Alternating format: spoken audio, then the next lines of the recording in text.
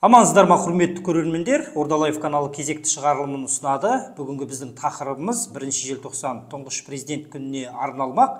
Әңгімемізді бастамас бұрын Ордалаев каналының көрермендеріне каналымызға жазылып, қоңырау түймесін басуды ұмытпаңыз дегім келеді. Сіздердің қолдауларыңыз мен үшін өте маңызды. Елімізде 2011 жылдан бері тұңғыш президент күні кең көлемде аталып өтілетін. Алайда былтыр мәжіліс депутаттары бұл күнді мемлекеттік мерекелер тізімінен алып тастауды ұсынды. Бір қызығы, мәжіліс депутаттарының ұсынысы жартылай ғана орындалды.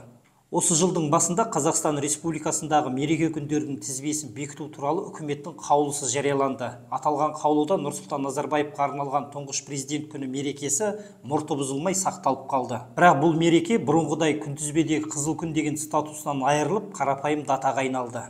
Жалпы қаңтар көтерілісінен кейін экс-президент бұрынғы құрмет қошеметтен айырылып, бұқаралық ақпарат құралдарында күндіз-түн насихатталмайтын болды. Сондай-ақ экс-президентті жер-көкке сыйдырмай мақтап келген азаматтар оны ашық сынай бастады. Қаңтарға дейін Нұрсұлтан Назарбаевты мақтап, кейін оны сынағандар туралы айтқанда, ең бірінші мәжілістегі ең белсенді депутат Еділ Жаңбыршин есімізге түседі. Мысалы, ол 2021 жылдың 1 желтоқсан күні мемлекет басшысымен тікелей кездесу әр адам үшін өмірдегі ерекше оқиға деп әлеуметтік желіде көлемді пост жариялады.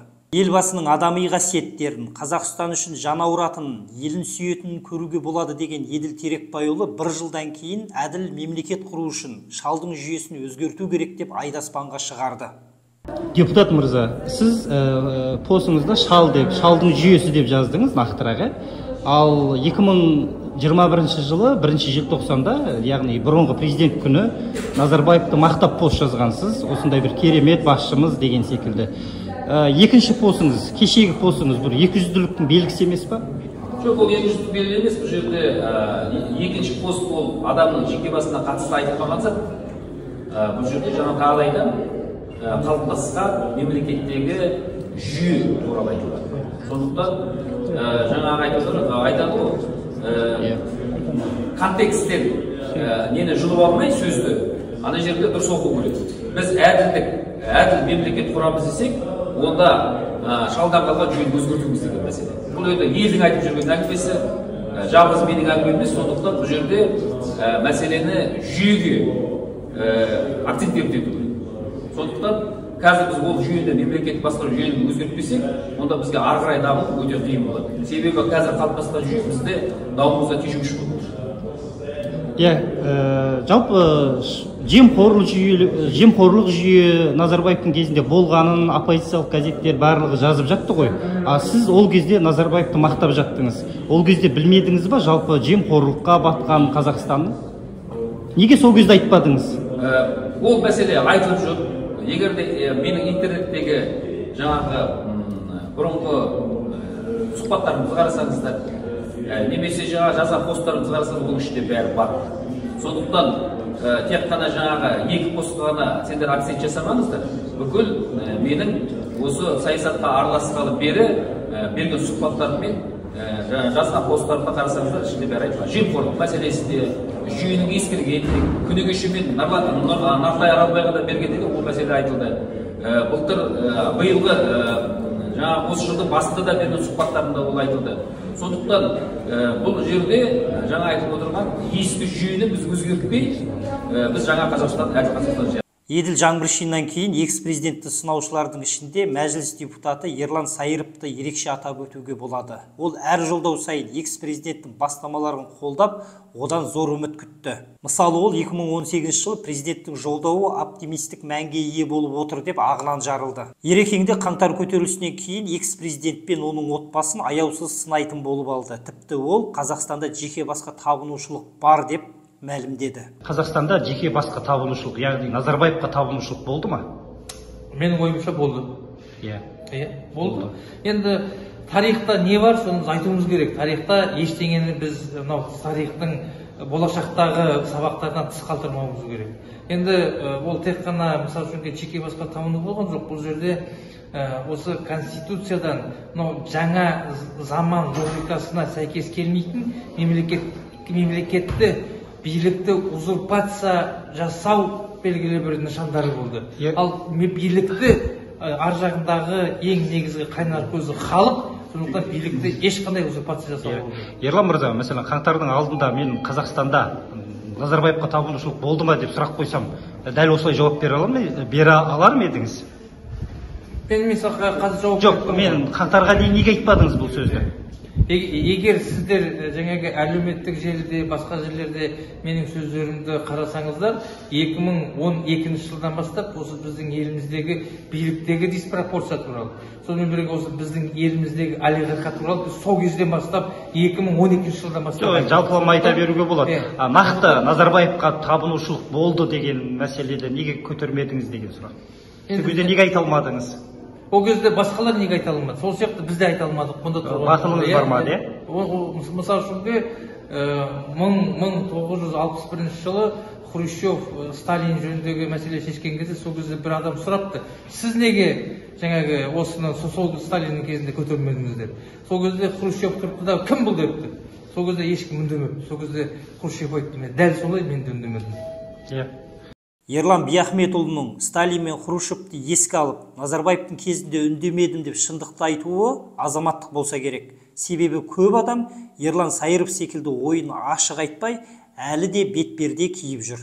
Азаматтық демекші, Нұрсұлтан Назарбаевты қаңтарға дейін қалай мақтаса, одан кейін де солай жақтаған азаматтар бар. Солардың ішінде экс-депутат Қуаныш Сұлтановтың есімін ерекше атап өтуге болады. Мысалы, ол былтыр сәуір айында тұңғыш президент елбасы дейтін заңның күшін жоюдың қажеті жоқ деп ашық айтты. Сондай-ақ ол таяуда дүние салған Болат Назарбаевтың асында Нұрсұлтан Назарбаевты мақтап, экс-президентке адалдығын кезекті рет дәлелдеді. Мына заң күшін жоюына қалай қарайсыз? Тұңғыш президент елбасы дейтін заң. Енді ондай заң туралы әртүрлі пікірлер айтылып жатыр. Мен ол заңды жоюдың қажеті жоқ деп ойлаймын. Яғни айрықша құзырет президентте қалу керек деп ойлайсыз, иә, жауап? Енді оның еңбегіне байланысты кезінде қабылданған, ал бірақ енді ол ешқандай мемлекет ісіне араласып, не болмаса, қазір мына жаңағы қауіпсіздік кеңесінен осы қаңтар кезінде босатылды ғой. Енді ол кісі де қандай да адам, кез келген азамат сияқты зейнет өмірінде өмір сүруге құқысы бар толық. Өткен уақытында еңбегін сіңірді, осы мемлекеттің қалыптасып және бұл мемлекеттің дүниежүзілік қоғамдастықта танылуына Нұрсұлтан Назарбаев орасан еңбек сіңірді. Ол заң президенттің өзін ғана емес, экс-президенттің отбасында қорғайды ғой. Олардың бір қылмыстық іске ол заң туралы қазір әңгіме жоқ. Адалдықтан аттамағандар туралы айтқан кезде экс-депутат Бақытгүл Қаменованы назардан тыс қалдыруға әсте болмайды. Оның алқалы жиында Нұрсұлтан Назарбаевқа ода арнаған көпшілік ұмыта қоймаса керек. Ел басындай ерен толға тұрғанда, мен елімнің ертеңіне сенемін. Бақытгүл Қаменова Атырау облысы әкімінің орынбасары болғаннан кейін жемқорлық ісі бойынша сотталды. Соттағы соңғы сөзінде елбасын жақсы көремін деп мәлімдеді. Қазір күштің заманы, антикордың заманы. Көрдіңіз ғой, менің тергеушіме де қазір антикор бізге керекті Қаменова деді. Әрине Назарбаевтың жақтасы, Назарбаевты айтады, Назарбаевтың кәне сол кісінің жақтасы дейтін болар. Елбасын жақсы көрем, айта да берем, ол кісінің еңбегін елге сіңірген. Сол үшін мені жек көретін болса жек көре қойсын. Бақытгүл Қаменованың бұл ер мінезі кейбір тұлғаларда жетіспейтін болып шықты. Мысалы, еліміздегі нөмірі 1-ші жақынбаз деген атаққа ие Мырзатай Жолдасбеков экс-президенттен көрмеген қорлығым жоқ деп мәлімдеді. Бәрімізді балапандай баптап қызғыштай қорып келе жатқан кемеңгер қайраткерсіз. Сіз бізге Алланың берген сыйысыз. Арғы бергі заманда қазақтың басында мұндай бақ қонған жоқ. Мұндай дәуренді қазақ басынан кешкен жоқ. Ұлан байтақ даласы бар, Астанадай қаласы бар, Нұрсұлтандай данасы бар, Қазақстан жасай берсін. Ал енді бір жағынан жаның ашиды Назарбаевқа. Сонша нәрсені істеп, бір нәрсеге ақыл жетпеген. Дүние деген сары алтын талайларды алдаған деп Төле би бабамыз айтқандай, соның бәрін біле тұрып істегеніне таңғаламын да. Бір жолы анда-санда әңгімелес қойып еді, бір жолы бір әңгімелес Түркменияға барып келдім, мен қызметтемін. Барып келіп, араладым дейді, көрсетті маған Сапармұрат. Бәрі дейді қарасаң, қан қосақ бол, біреу әкесінің артында, біреу шешесінің артында, біреу өзінің артында. Түгел өздерінің аттарына көшіріпті дейді. Сосын екеуміз шай ішіп отырғанда айттым, Сапармұрат, саған мұның не керегі бар деп. Жоқ, Нұрсұлтан, маған мұның ештеңесінің керегі жоқ. Ештеңеге маған керегі жоқ. Түркмендерге құдай керек. Мен қазір олардың құдайымын. Мен өлгеннен кейін не болса болсын депті.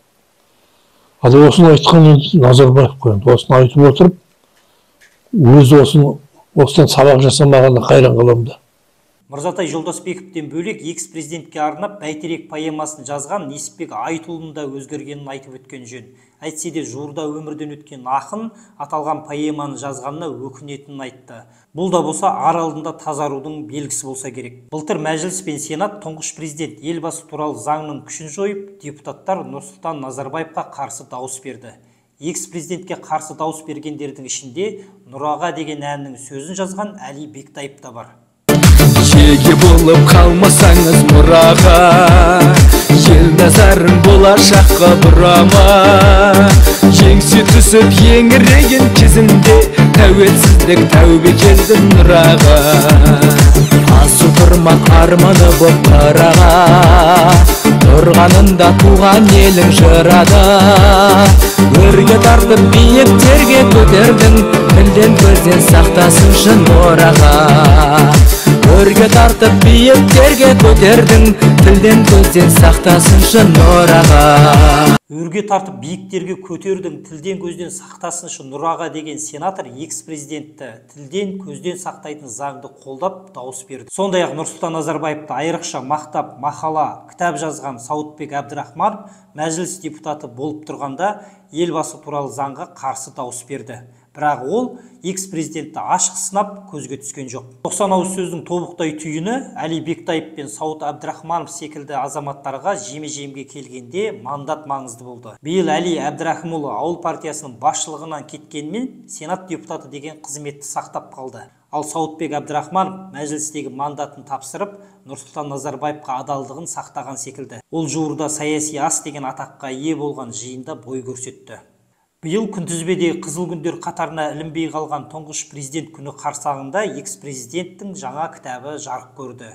Аталған кітапта Нұрсұлтан Назарбаев Әсел Құрманбаевадан Тауман және Байкен деген екі ұлы бар екенін баяндайды. Кітаптың саяси астары жөнінде келесі жолы баяндайтын боламын. Ал сіздерге біздің шығарылым ұнаса, каналға жазылып қоңырау түймесін басуды ұмытпаңыздар. Сіздердің қолдауларыңыз мен үшін өте маңызды.